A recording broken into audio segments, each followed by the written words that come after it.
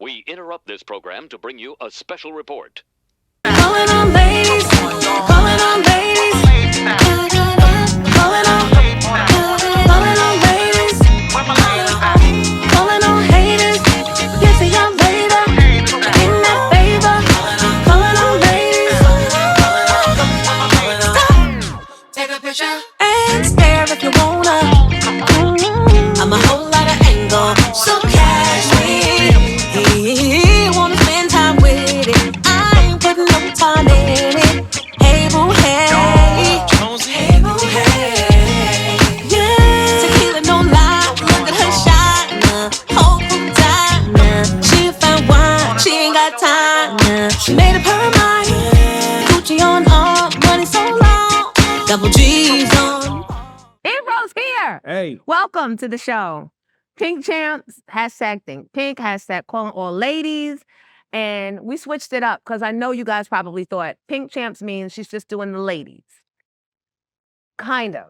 But Pink represents a safe place to come and say whatever. Is that really? Let's work some shit out. That up. No, this was when I decided on what I wanted my podcast to represent. Okay. I said, you got a lot of beef in the streets. Who does? Me. It's old beef. Like, but bitches hold on. And so you have to clean it. So who gonna clean it? But you. Well, but also too, isn't it like in the part of the human experience, everybody ain't gonna like everybody. So is beef really beef, or is it just like I don't like her, she don't like me? I said a lot of things, Ebro. Let me apologize to people. Let me come and have the conversation. Let them come and have the conversation because I said a lot of things, being childish, trying to be funny, trying to get ratings, trying to go along and get along because of my environment at some points with Star and Buck Wild. I said a lot of things. All right, fair enough. So it's only right that I create a space for Fair people enough. to come and sound off, Okay. tell me how they felt, All right. tell me how they feel, and And you're inviting these people on to this program? I want them to know I'm not here to ambush. Okay. I am not.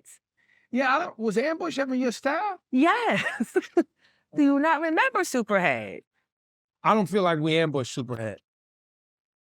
I was there.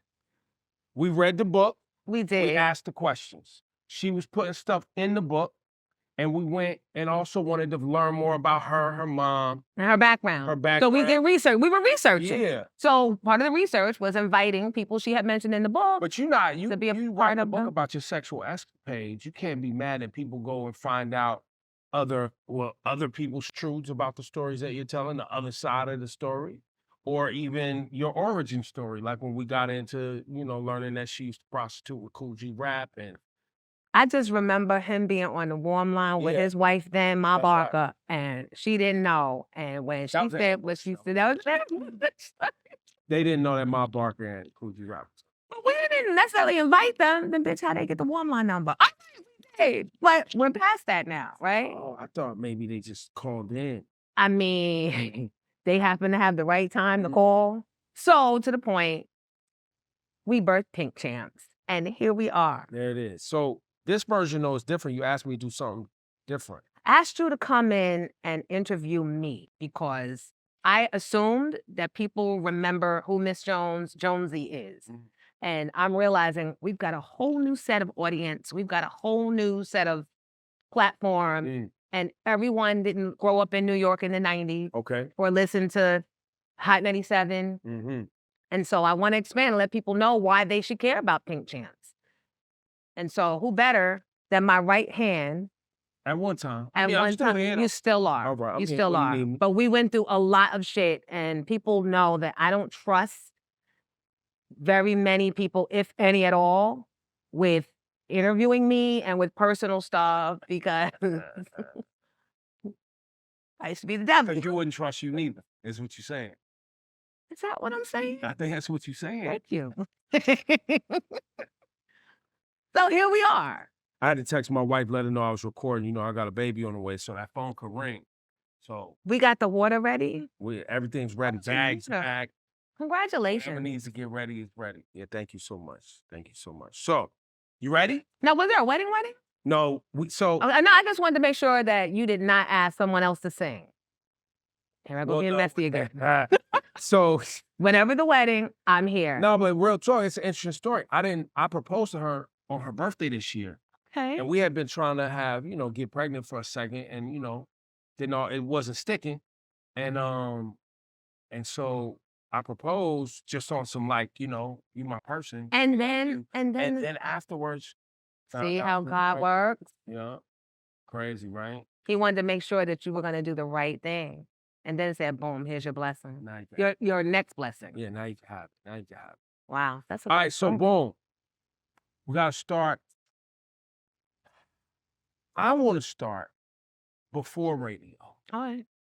I want to start in Astoria. AQ.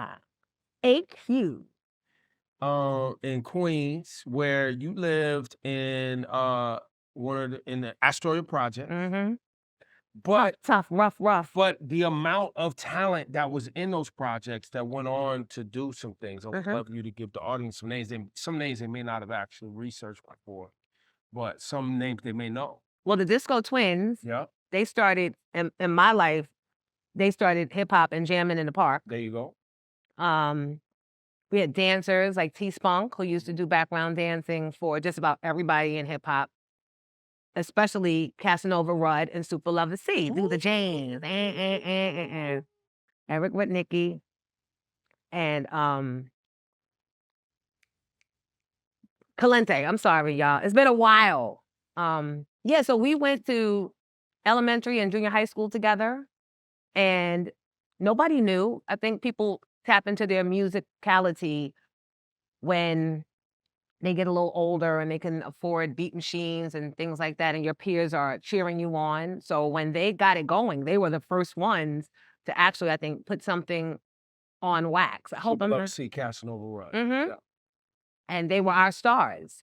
But now, was music your interest?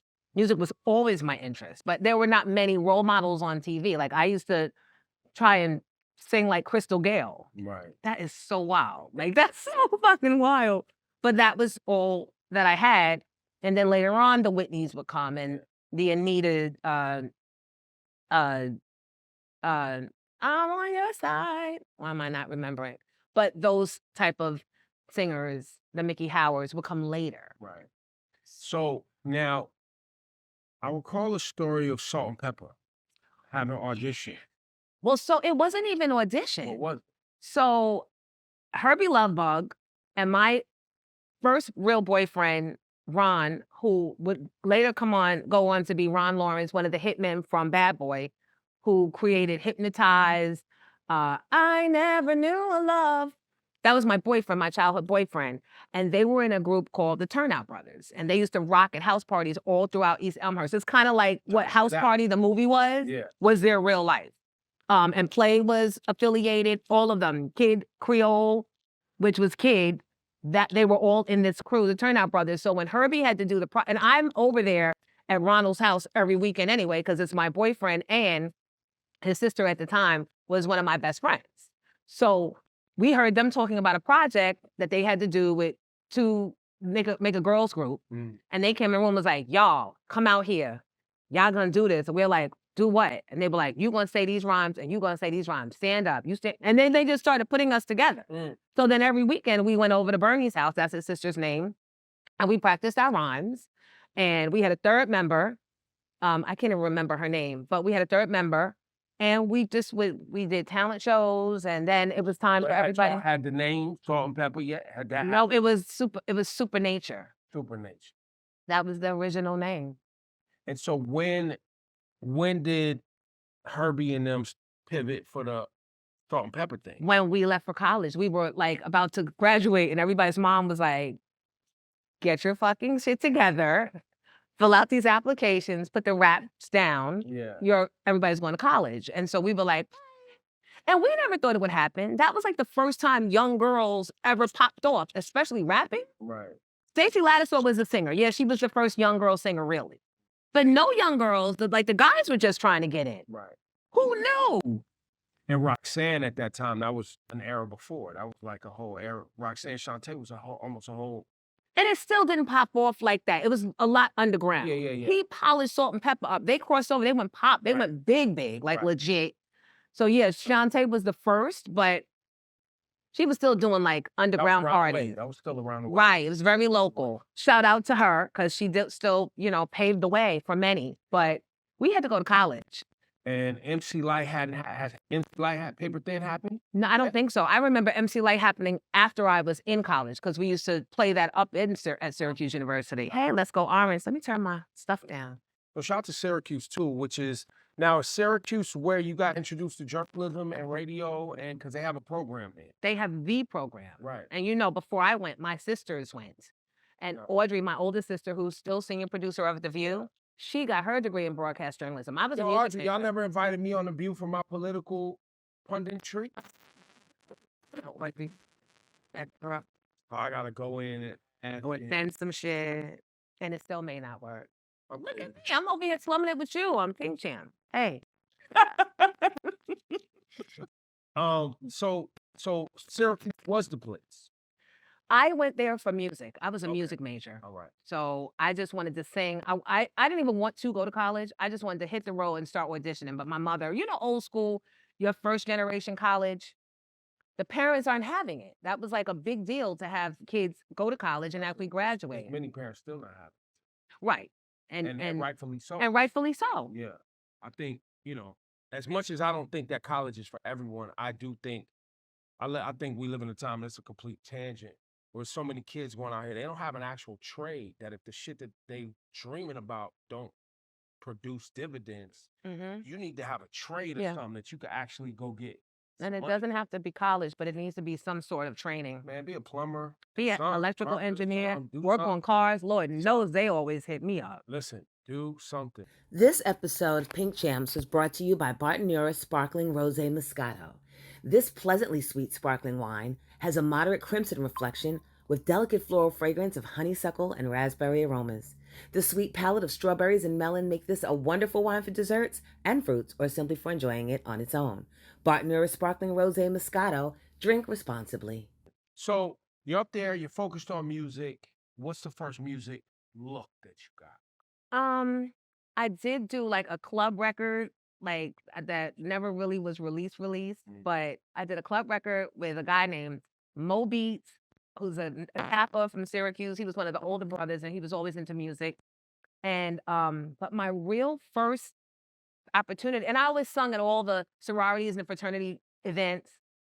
I was the go-to girl, but my first opportunity didn't happen until after I came home from college when I graduated. And my mom died like 2 weeks after I came home.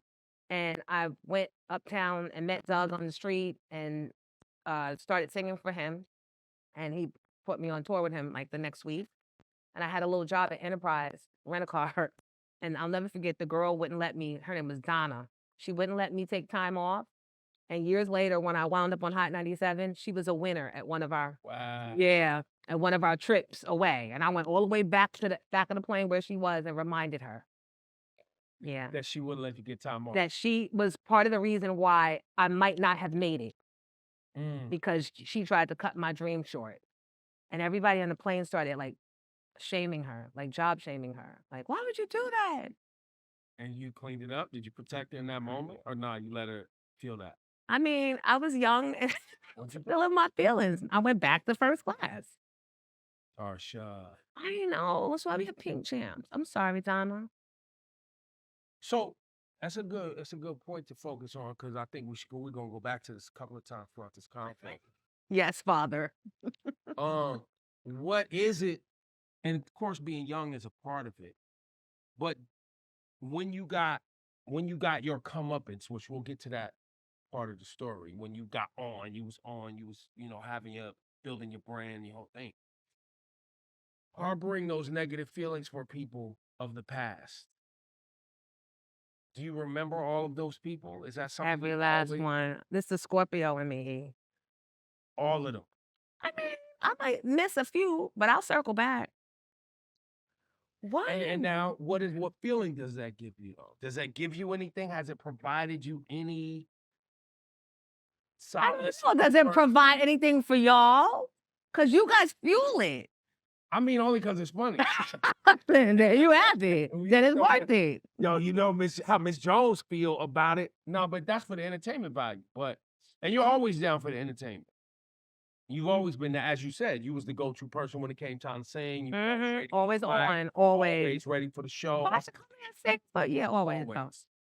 So, but as far as holding on to that stuff, I mean, this is why you have Pink Champs. Clearly, you recognize that. Everything didn't necessarily serve me well. Right. And so now I want the world to know that I still have things, as we all do. Everybody. Right, but I'm not afraid to recognize it and try and correct it in the moment. Do you know what I mean? That's still admirable though. That some people never get there. Right, better late than never. Some people never get there. And I used to be the queen of acknowledging and saying, I own it, and then that was good enough. Like, at least I'm telling you what I... No, bitch, you gotta fix it. You can't continue this way, but... That was the baby? No, that's Keisha when she was young. Oh, beautiful. It's been so long, Ebro. Nah, bro. I feel away. Like, we went through some stuff together, and like, you came into my picture when I was going through all of that. Like, I had just had my first son, Jalen, and you guys brought me back, but I didn't know you. You were Tracy's music director that she brought from the West Coast, and I didn't know if I could trust you, if I should trust you, because, you know, Hot 97 was a little cult. Tell me. You don't forget, I think you missing a piece. Wait, what? I met you in 03. When? When you was working weekends at Hot. They had brought you back. It was 03 though. And I remember hearing you on the weekend, and I was like, why they got her working on the weekend? She's funny. She's good. And thank you. Somebody had sent you flowers or something. And you was in the hallway like, what are my flowers? God, it triggers me. So. You remember that? And so I went and got the flowers for you and gave you the flowers. And I was like, hi, I introduced myself. And you was like, nice to meet you. I was like, yo, you sound really good on the air.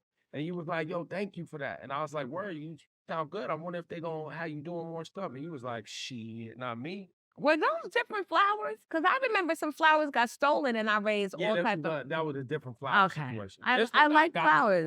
Okay. All right. People was really sending you those flowers? Or you sent them to yourself? No. Isaac Hayes was a big flower sender. Oh, really? Oh, yeah. And then there were other people that, you know, just wanted to show love, but nothing ever became of those things, but... Because I know you would send yourself some flowers to make other bitches jealous. Just shut up. Shut up.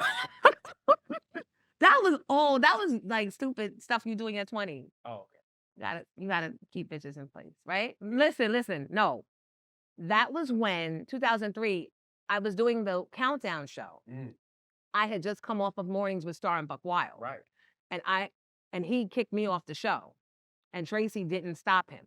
So I wound up going to Philly, and I'm so thankful because it changed my life for the best. Like some of the best times of my entire life were in Philadelphia.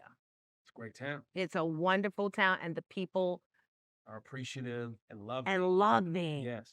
They're loving, and I needed loving on at that time. I didn't know. Well, let's spend some time in that. I'm sure you've told the story before, but I guess for the context of this, how did you get on the radio? I was promoting one of my first singles, Don't Front or Where I Want to Be Boy, and Ed Lover, Dr. Dre, Lisa G, and Wayne Mayo, yes, Wayne, who is my morning show producer now, they invited me up to promote the song. Steve Smith, who was the boss at the time, heard me and offered me weekends. And I turned him down, was like, I'm going to be a big singing star. I'm not. And he said, just humor me, do weekends. He said, I'm also going to bring in Moni Love. You guys can figure out who's doing Saturday, who's doing Sunday. Sunday was better for me because I was still singing and performing. And I did weekends happily for 5 years until the morning show had some sort of change. And Tracy called. Tracy was the boss underneath Steve and asked me if I would be interested in being the third chair. Sure, because right now I have no chair. And then... and singing had ran its course. It had run its course because Motown went through so many changes. Andre Harrell was in and then out, and then the new president came in and out, and then he died, and then it was a lot. Now, and now and I think for people watching this, or if you have children that are interested in being singers, or everybody want to be in the music industry, everybody want to be in entertainment, everybody want to be everything. In retrospect, that individual that was singing these records. Some you wrote, some people wrote for you, waiting on a record label, doing shows, traveling around, hoping that your song one day popped off and you could sell arena shows and have a whole big tour. And yeah. was that the dream? That Or you is just still wanna- that is still the dream. It's that's still the gonna- dream. And it will. And you want to do that work. You want to be. So I think I do. Back then I knew I did. Yeah. And I got a piece of it with Big Pun and Fat Joe when they brought me on tour. And it's a lot of work. And I know now, well, maybe not now, but when I had kids, I wouldn't have been able to do it. Not that and be fully in that and be a fully on in-person parent. Yeah. But now that my kids are bigger, I probably could do both. But that was my dream. And my backup plan, there was no backup plan because I should never have gone to college to study music unless I was planning on teaching, because those are really the only jobs. And those are the first programs to get cut. So if you're going to be a teacher with subjects that will get you a job no matter what happens, do that. Don't specifically go to be a music major unless you're going to be in an orchestra or you're going to be a composer of some sort. And you need to learn how to read. And even then, you don't have to have a degree and waste 4 years of, it was not $80,000 like it is now per year, but don't waste that. That was the stupidest thing I could have ever done. And my parents didn't know better. Yeah, we don't know enough. But so music runs its course. You're working weekends. You get the call. Be a part of this new morning cast. We need you to get up at 5 a.m. every day. I was there for it because I was single. What else? Yeah, and I needed a job because, again, it was coming to a close with the songs. The shows had run out. I knew my last few shows. So Tracy didn't realize when she made the call, I really needed it. And it was with Steph Lover and Kurt Flirt and me. I was the third chair again. And then something happened in the studio and me and Steph got into it and the mics were on. Always a hot mic.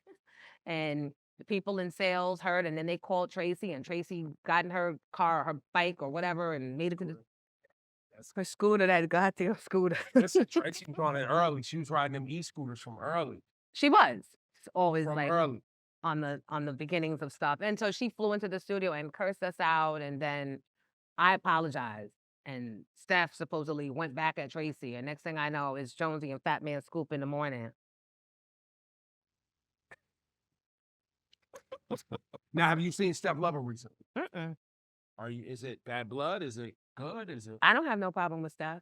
We were kids. Like, we were all fighting for the... I seen her at an event. I feel like I saw her at the 50th anniversary hip hop at the Yankee Stadium. She probably was there. She deserves to be there. Love. She did her thing with the squad. I forget the name of her crew. Because after we did the Miss Jones reunion, a lot of shows started trying to do reunions, and I remember hers was one of them, and I was like, oh, yeah. Good for her. And I know her. She got a daughter that's doing well. Oh, she's okay. Yeah. Congratulations. Yeah. Isn't motherhood wonderful? It's great. So is being a grown up. I gotta tell you, actually growing up. I want to be a kid again. Really? It's overrated. It's everything all the time. Don't you say? Really? I mean, I had fun, but I didn't feel like I had a lock on how I was gonna make sure shit was okay. Well, should you have been No, thinking but I like knowing that I can make sure. I'm not the only one that needs to know what the Yeah. next step is. Yeah, need that.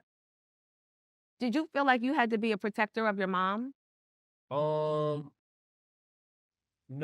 I didn't feel like I needed to protect my mom.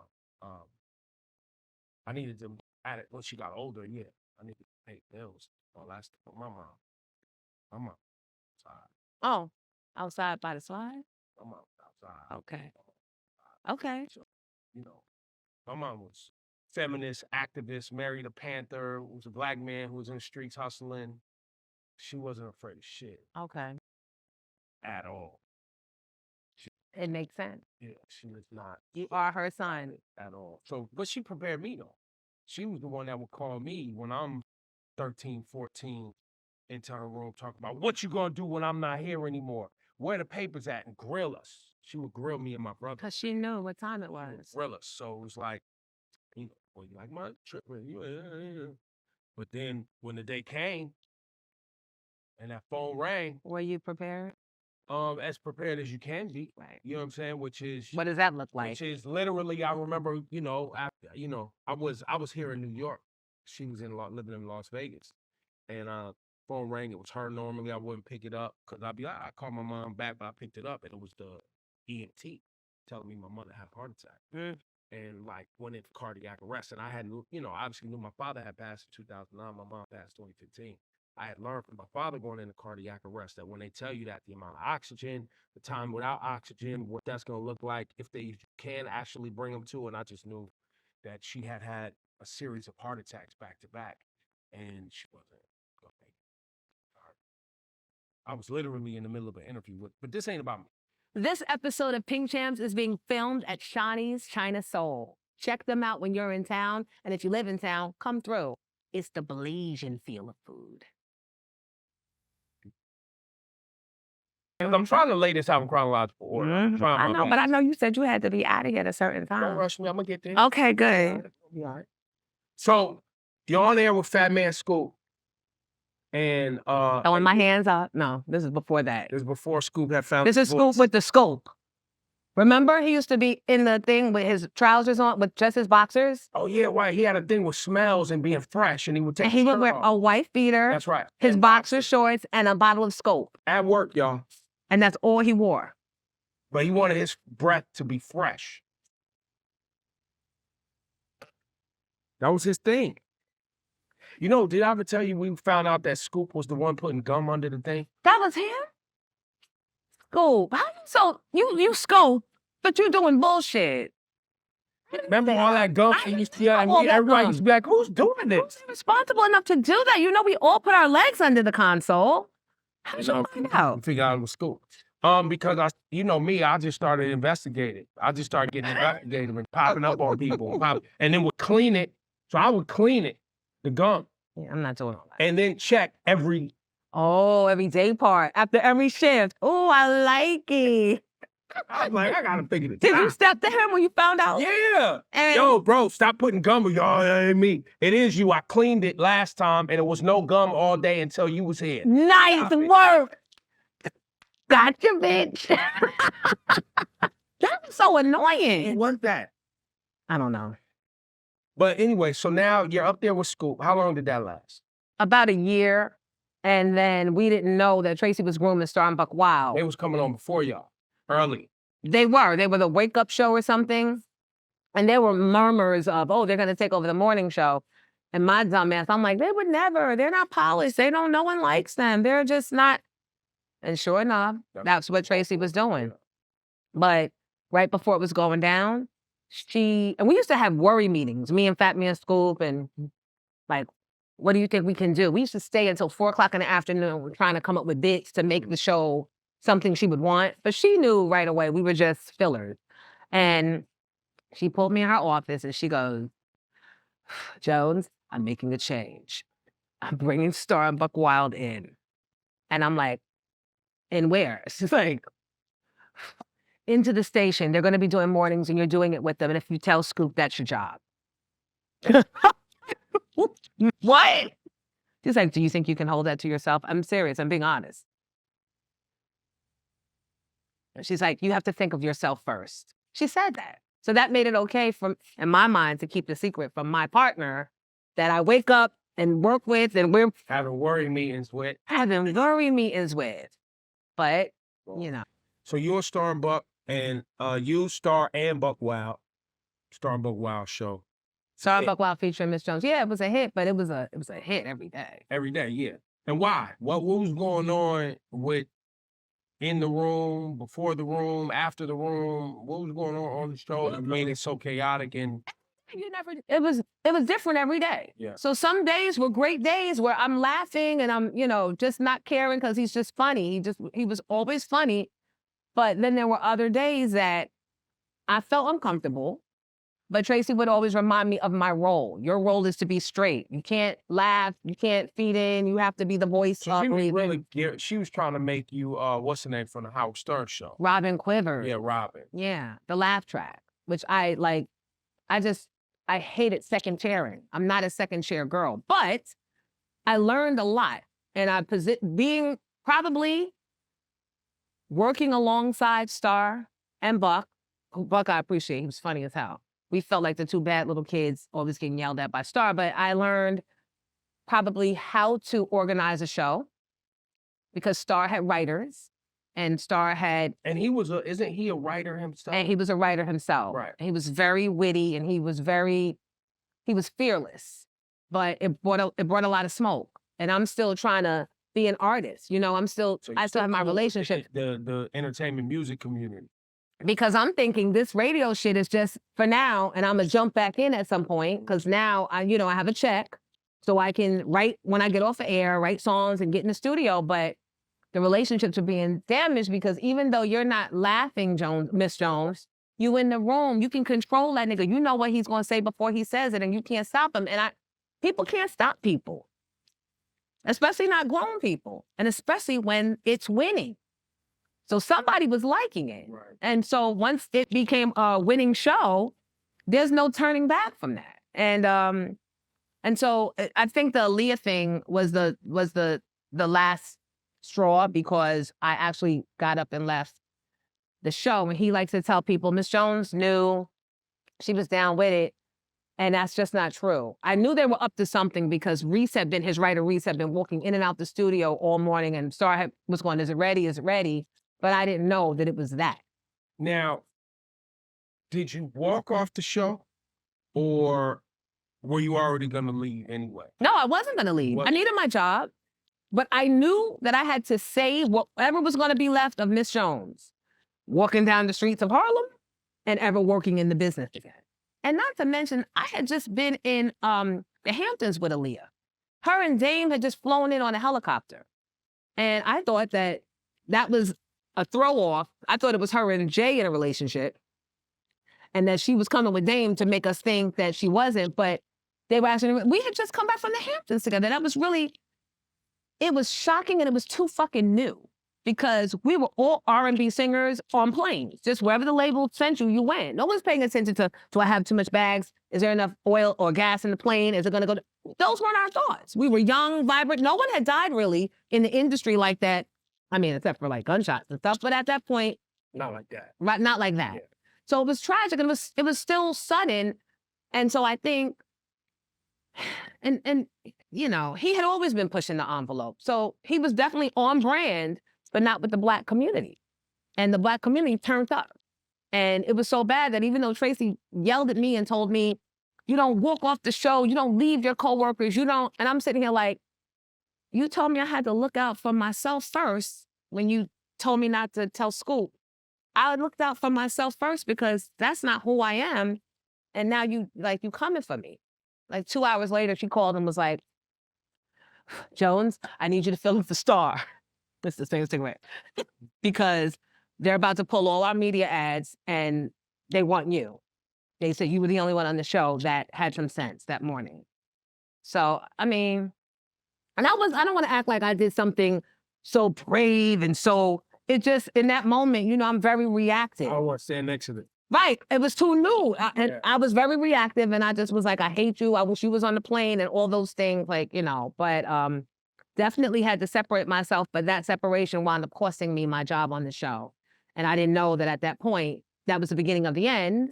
But despite how well the ratings were, and 9/11 happened the week after, and Aaliyah went away. Was it? Yeah, it was like a month or a week or something later. There was a couple of weeks of protest for sure. Hard protest, and it was not going away. Yeah. It was Black money and white money. Right. It was Black corporate, Barry Hankerson. Oh, that was Aaliyah's uncle. Yeah. He ran Black Round Records, her record label, and he had the industry, he was a force to be reckoned with. And he was not, having that. And then the sponsors and the advertisers, it was going down. Be it not for 9/11, Star was a wrap. And so 9/11 happens, and then what? How does he come back on the radio? How did y'all come back? Do you come back? What? I stayed, and then she brought them back, and we just started. I think no, he was off for a little while. He came back, and then 9/11 happened. If I'm not mistaken, I don't think he was gone long. I don't remember it all. But the heat hadn't subsided on people wanting him gone. And the streets never forget. Yeah. So that threat was always real and very present, real and present danger. And so then you guys are back together. Did he hold a grudge? Probably. But he never said nothing. He might have. It's kind of like a blur. Like I have to put things out of my head in order to be able to move forward. But it was definitely awkward for me coming in every morning. But again, I needed my check. I didn't have a mom to go home to or my room at home. No, I'm a real situation out in these streets, an orphan that has rent, car note, car insurance, phone bill, cell bill, and because back then you had a house and a cell phone. And I had bills to pay. So I feel like, Ebro, I always did what I had to do and was never able to do what I wanted to do. And I did what I was who I needed to be and never who I wanted to be until I got to Philadelphia. And the people in Philly gave me the freedom I needed. They showed me that you're enough for us. How did you get so? He kicked me off the show. He kicked you. So he kicked you. Disrespectfully, Tracy Jones. Star wants you off the show. How long is this from 9/11 to how long? What are we talking about? How much Maybe time? 5 months, because So that he was did hold the grudge. September. That's the grudge. The Yeah. grudge is get this motherfucker off my show. Meanwhile, she's having new contract conversations with me. Right. And I had just gotten a new apartment in that new building, the Renaissance on 116th and Lenox, which is not new now, but back then I was first tenant and she knew that. So when she told me that, I'm like, fuck him, you're my boss. Have I not been doing what you've been asking of me? And she's like, yeah, but you know, it's his show. And so I feel, to this day, I feel like Tracy did a lot of good for me because she gave me opportunity. But that was very scarring and very life-changing all of a sudden. And I'm grateful that I didn't have children then because we would have been out like without a plan. And I had to think fast. And that's when Wendy called and she was like, I heard what's going on. I'm like, I know, because I heard you clowning me on the radio about it. But She still reached out. She still reached out. Which is admirable. Radio kind of, you know. Very industry, very, I'm going to shit on you. I'm going to crack these jokes, though. I get these jokes off on you, but I'm going to look out. I'm going to get these. That's still today, though. Still going to win. I'm still going to beat you in the face. It's a joke. It's funny. I mean, when you go with the, right, but we all get our turn. Everybody. And you just got to know that. And because she came with the goods of call this person in Philly, tell them I told them to call you, blah, blah, blah. I don't know if it made a difference because the person she told me to call, Golden Boy, he wasn't like, but the other station did. Got it. And they knew the value. Yeah. And that was Radio 1. And they gave me a shot and I became the first Black woman, I think, doing morning radio and being syndicated. That's right. And then Tracy tried to have me come back. As soon as I started, she asked me to come back to take over Angie's show. Because Angie got pregnant and wanted to leave. Right. And she didn't know she was coming back. That's right. So Tracy, Jones, it's Tracy. What do you think of being the drive time diva? I'm like, what's that? She's like, a name I came up with. You doing afternoons here and mornings there. We'll take care of your transportation back and forth and we'll pay you a huge salary. Will you do it? And I think I did consider it because you know I'm always about the dollar. But my bosses in Philly were like, you don't like her? What did we do wrong? Like, what are we not? We're not enough. And then it dawned on me, that's why Philadelphia moves the way they move. Y'all know Philly be like about it all the time. It's because they're in between New York, in between big metro DC, and people pass by. You only stop in Philly as an artist if you have to, and that ain't fair. But here I am, they're loving me up, and I'm considering going back to the people that shitted on me. So after strong consideration and threats that they gave to my lawyer, I said, I'm good. I'll stay. And I'm glad that I did. It changed my life for the better. So what year are we in right now? We are in 2000, end of 2003, November 5th to be exact. Or end of 2003? Or 2004, 2002, I think, November 5th. And it went into 2003 and I rocked. And I brought them from like rank bottom to top 3 in 3 months. Yeah. That was so huge. Then, I believe, because I remember Star ends up at 105. Baby. That 03, before. That was very transition. There was a lot going on, and I don't remember the order of events. So when I left, he took over mornings, and then Tracy got a new boss, Barry Mayo. That's right. Barry Mayo is an OG in radio. Frankie Crocker era, and everybody knew him. They brought him in to be the boss, Tracy's boss. And him and Star got into a fight. Were you there when Star ripped the plaques off the... I was there. What happened? Because I was in Philly. So Barry Mayo gets the job. It's early 2003. And Barry likes walking around and calling everybody by their actual name. Troy Terrain. So he's calling, rest in peace, K. Slay, calling K. Slay by his name. He calling Star by his name. He trying to call Flex. And everybody like, yo, who is this dude? Now, for anybody that don't know, there was always kind of there's a generational rift. And I can't speak to all industries, but in hip hop radio for sure. Mm-hmm. Because remember, the older black dudes in black radio didn't support hip hop. No, they wanted to go away and they thought it was a fluke. They wanted it gone. And so when they wouldn't play records, wouldn't play rap records, they wouldn't hire DJs, they didn't want none of that rap shit, they didn't want none of the street shit, they didn't want none of that. Not only did they not want it, they denounced it. Yes. Verbally, out loud. Yes. And so Barry, even though Barry's the first one to play rap in prime time when he played Run DMC, it's like that. Mm-hmm. Shout out to you for that. FM, he still moved like he was trying to son somebody. And that don't go over well with grown-ass men. It's like, yeah, you're our elder, but bro, why you being...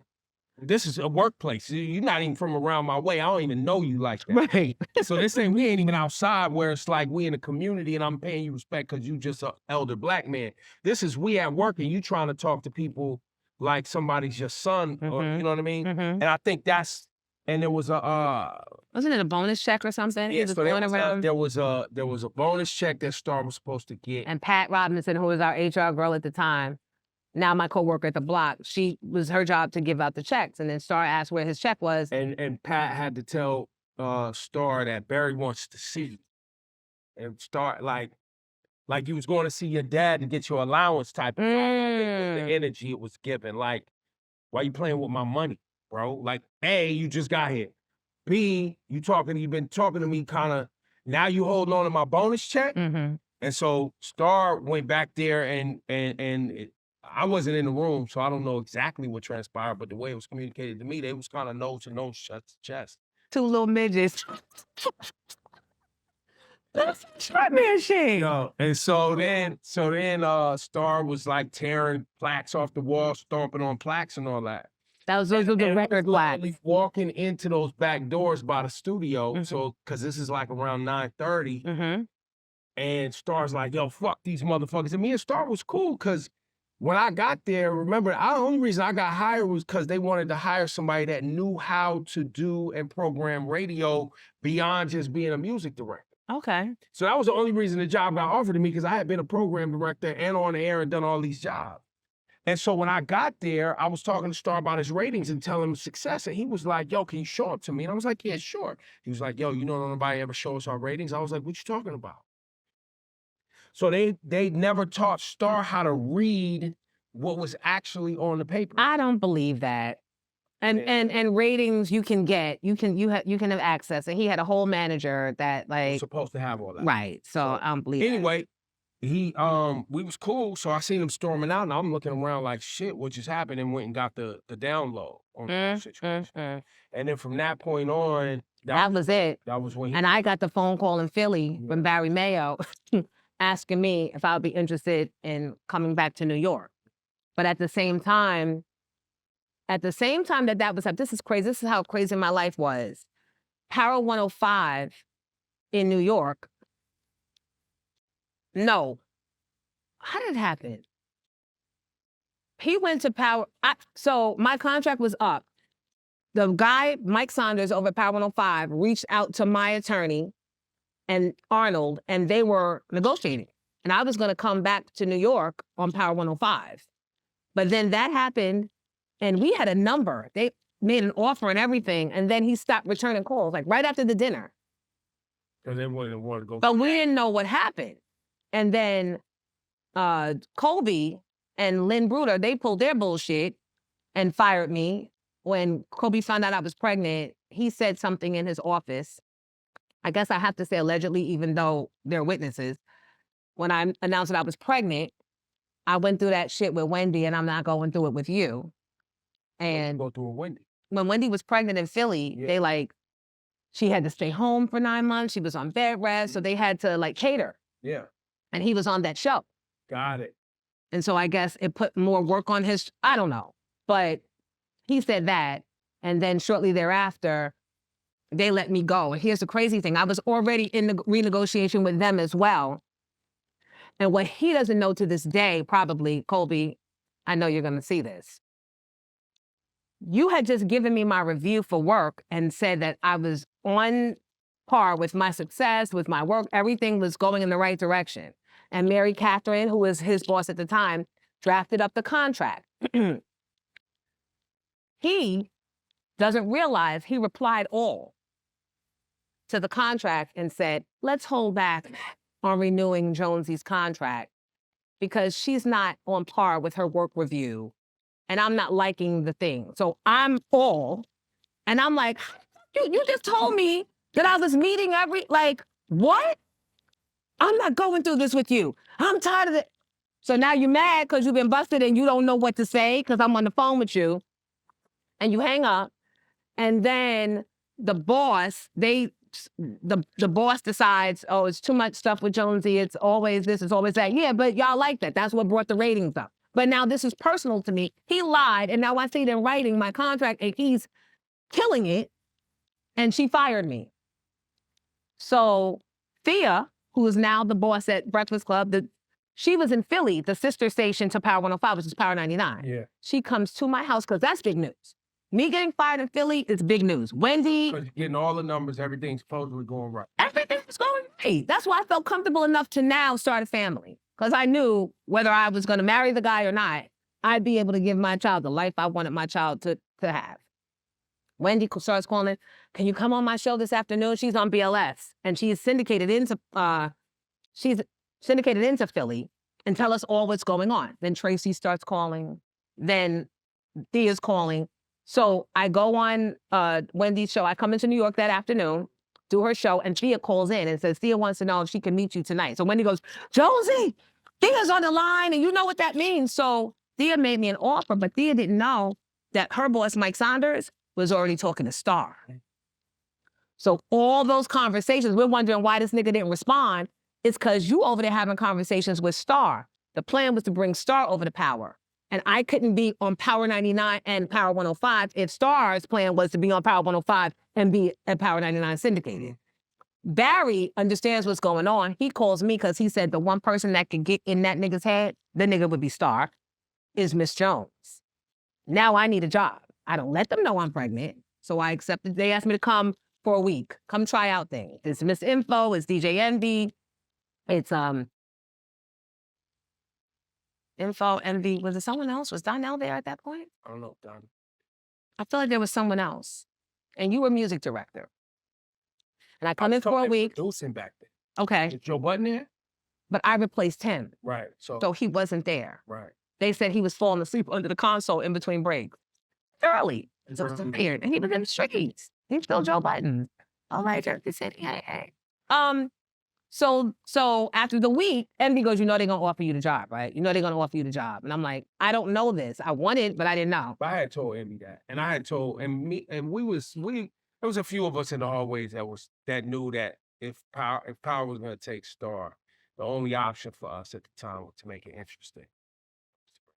Everybody was on that time. Thank you. Everybody was on that type of time. But it was gonna be interesting. It was gonna be interesting. Well, I made more money than I've ever made in my entire life because Barry was fueled by whatever Star said to him or did to him. Barry opened up that checkbook and was like, keep adding zeros, whatever you want. And I was like, okay. He said, please don't push it too far.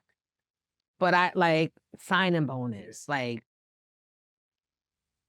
he paid, well, he didn't pay, but he gave me money to pay for my wedding. Cute. All right, you'll get there. See, y'all, the reason I'm not falling for those is because that's really, I don't remember how we even got to those points. But so I come back and we rocking and I'm pregnant. So I was very pregnant. Like I came back, I think in August, and I was due in like Christmas or something. Set up equipment at your crib and you was at home. So the plan was for me to go home, right? And I'm broadcasting from home. And then they hired some new producer that I had never met, Rick Delgado. Yeah. But he came up off of the Opie and Anthony show. If you don't know, go find out. Google. Yeah. And he came up with the Tsunami song.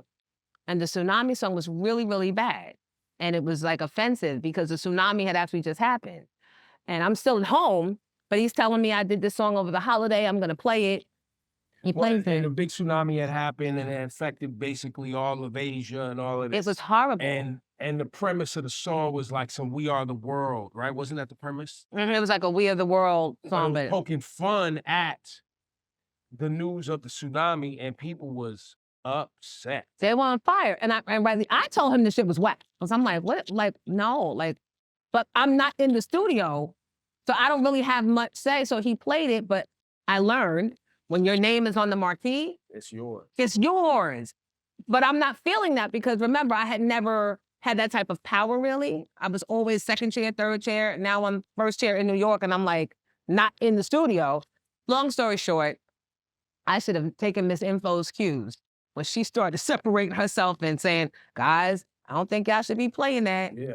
And it was safe until Dr. Jeff came in that morning, 8:30, prime time. I learned what prime time listening time was because he said, I didn't hear the tsunami song. Can I hear it? And baby.